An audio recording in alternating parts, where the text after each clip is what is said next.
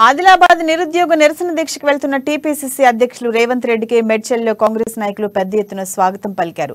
గజమాలతో రేవంత్ రెడ్డిని సత్కరించారు. కాంగ్రెస్ నాయకుడు తోటకూర వజ్రేష్ యాదవ్ మాట్లాడుతూ తెలంగాణ రాష్ట్రంలోని యువతకు ఉద్యోగాలు ఇస్తామని, నిరుద్యోగ భృతి అందిస్తామని ప్రభుత్వం మోసం చేసిందని ఆరోపించారు. నిరుద్యోగ భృతి ఇస్తామని ఎన్నికల సమయంలో ఇచ్చిన హామీని నెరవేర్చలేకపోయారన్నారు. నిరుద్యోగుల కోసం కాంగ్రెస్ నిరంతరం పోరాడుతుందని స్పష్టం చేశారు.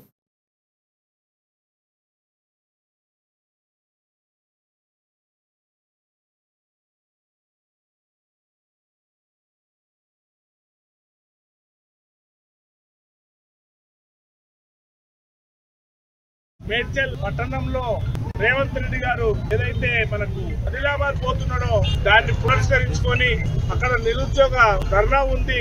మరి స్థానికంగా ఉన్నటువంటి నలుగురు కౌన్సిలర్లు, ఏ బ్లాక్ అధ్యక్షుడు, బి బ్లాక్ అధ్యక్షుడు, అదేవిధంగా వేణుగోపాలన్న గారు, మహిళా అధ్యక్షురాలు మరి శ్రీనివాస్ యాదవ్ గారు అందరూ కూడా బ్రహ్మాండంగా స్వాగతం చెప్పినాము.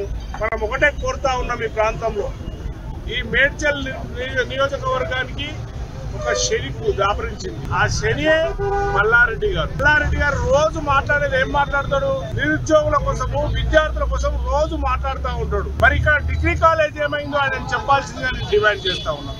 ఆయన ఏం చెప్పిండు ఎన్నికలప్పుడు? మేడ్చల్